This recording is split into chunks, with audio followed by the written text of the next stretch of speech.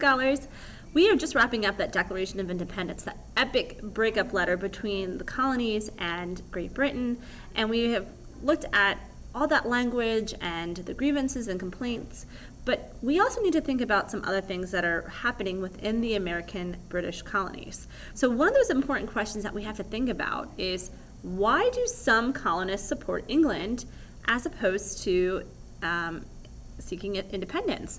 And that's something that was happening in the colonies, and we need to make sure that we understand that not everybody was a big fan of declaring independence from Great Britain. So let's take a look at that today. All right, so what you're going to need to do in today's slideshow is you're going to answer some of these questions and by typing your responses. So you're going to first take a few minutes and make predictions on how you think people might respond to specific scenarios from the 1770s. So just as a disclaimer, I found these scenarios online. I did not create them. And it says you in the scenario, but I'm going to ask that you do not put yourself in those situations, because I think that's really irresponsible of ourselves, and I don't think that it's going to be effective. I don't think you'll have a great experience with that. So instead, what I want you to do is consider historically how those individuals may have responded. So for the first example, it says about Native Americans. So don't pretend that you're a Native American. That's culturally insensitive. We're not going to do that. But instead, consider how would a Native American living west of the Appalachian Mountains, how would they respond to that scenario? Same with the above. How would a wealthy merchant in New York, how would they respond? A poor farmer in Maryland, and how would an enslaved person respond? Again, we're going to be culturally sensitive. We are not going to put ourselves in those shoes. We are just going to make a prediction on how we think they may respond. All right, the next thing that you're going to need to do is you're going to need to set up your notes to look like this. Okay, so take a moment, pause this video, and set your notes up so that way you can take notes on the following pieces of information.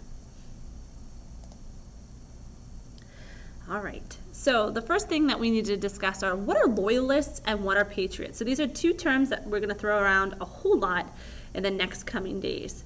Loyalists are people that are loyal to the crown. They are loyal to Great Britain, to King George III. These are people who are going to pledge their allegiance to Great Britain. Okay, they're pretty okay with the way things are going in the colonies. Some of them are upset about what's happening in the American colonies, so they do return. Some are going to take arms and fight up with the British Army, and there are also different terms that we refer to these loyalists as. So sometimes they're called Tories, Royalists, or even the King's Men. We also have another group of people called the Patriots, and these are the people who are going to be responsible for leading those boycotts and those protests within the British American colonies. We have some Sons of Liberties and Continental Congress, some people that are part of those groups. They are also called patriots. Most of these people are going to fight in the American Continental Army, and some of them are also called revolutionists or revolutionary, Continentals, rebels, or even American Whigs. So those are some terms that you might see used interchangeably. You just need to be familiar with who is who. So we obviously have stark contrasts between these two groups of people, but we also have some similarities. So most were colonists living in the British American colonies, and most tried to convince other people to join their side. And regardless of what side you were on, you're going to face harassment, because if you are a patriot and there are loyalists in your area, they would be upset with you, and vice versa. All right, so in your notes, these are very long. I do not expect you to write word for word. Instead, it's a good practice, like we've discussed all year long, that you want to take notes and put them in your own words and summarize and paraphrase. So we need to look at, what are these motives for these loyalists? Why would people want to be a loyalist in the American British colonies? So there's a lot of reasons, actually. So the first being that if you were a loyalist, you felt like the rebellion against the crown is wrong, okay? The British Crown is a legitimate government. It is what has been in place for centuries, and they completely disagree with this. Another thing is that they felt alienated when those patriots resorted to violence. So the patriots were not, guys, all roses and flowers, right? Sometimes they burned down houses, sometimes they tarred and feathered British soldiers. So they felt like they were alienated from those groups of people. Another reason for someone to be a loyalist was that they kind of took a middle of the road approach. So they're not necessarily pleased with what's happening on either side. So they're just trying to stay the course, kind of stay out of everybody's hair. Something else which is very important is that they have a long-standing attachment to Britain. So sometimes this has to do with businesses, sometimes it has to do with family relations. So obviously if you have family that's still living in Britain, it's going to be very difficult for you to take up arms and fight against them. Okay. Same with if you are a business person, it's going to be hard for you to make a livelihood if you have those long-standing business relationships that are helping you to be successful and prosper financially. Another reason for being a loyalist or a motive would be that they felt that the independence from Britain would eventually come. They felt like it was on its way just in the coming years or whatnot, and they wanted to happen organically or naturally. They did not necessarily feel like rebellion was the answer. Okay, and that kind of ties into this last one then. It was not a calm time period in the 1760s, 1770s in the American colonies. And a lot of these people were just tired of it. They were tired of corruption, they were tired of chaos, the mob mentality, and they thought that a revolution would only increase that. Okay, so take those notes on those ideas and again, paraphrase. All right, let's take a look at the motives of being a patriot then. They felt that to be a patriot, you need a representative government, right? We've talked about this till we're blue in the faces. There's no taxation without representation. We need to have a voice in British Parliament. The people who are making these choices for us don't even have representatives. And so they felt like that was a natural position and that needed to have that representation.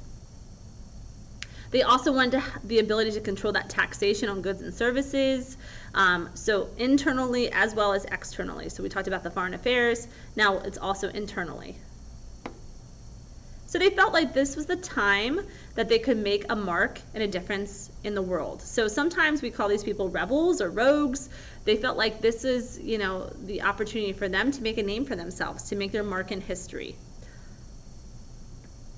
They also believed that England was too far removed, that it was too far as far as distance is concerned, and that there was a need to have leadership that had at least even visited the colonies. And so at this time, the King George III, he was in charge and had rule over the American colonies, but he'd never even been here. So a motive for being a patriot would be, obviously, we want a leadership who is here and present in the American colonies. And last but not least, they already felt like the tensions were high enough as it were, and that there was already a schism that was too wide to correct with Britain, meaning that there's already too much damage to correct. There was nowhere else to turn, that we could not fix this. All right, so you took your notes. Now what I'm going to have you do is take a look at specific scenarios. And reading these little blurbs, I want you to decide, is this person a loyalist, a patriot, or someone who's neutral? Just for fun, these people that were neutral, who didn't pledge their allegiance one way or another, these are what we call fence sitters. So you're going to decide, are they a loyalist, a patriot, or a fence sitter, and then why. So read each of those scenarios and explain in complete sentences. So there's John, Ben, and Sam on the next slides. Okay? I also have a video here that's going to explain patriots, patriots and loyalists. I want you to watch that video, and then I want you to answer some of those questions. And then the last piece of this is going to be looking at primary sources. So you're going to look at two, okay? One's document A, and one is document B. When we look at document A, it's called The True Interests of American Impartiality, stated in 1776. So this is a direct response to Thomas Thomas Paine's Common Sense, which we've talked about. Okay, so you're going to read this, and then you're going to answer the question that is corresponding to it. Okay, so it's a primary source you're going to look at. You should be able to figure out who this person agrees with, whether they are a loyalist or a patriot. And then document B is something called the Pennsylvania Packet. And this is a letter that's published anonymously in a newspaper in 1775. Again, you're going to take a look at this language and figure out should this author be a loyalist or should they be a patriot, okay? So that will be a nice way to wrap it all up, okay? These are going to be your notes today. I would like to see that you're working through this and finishing it up on your own if you do not finish in class.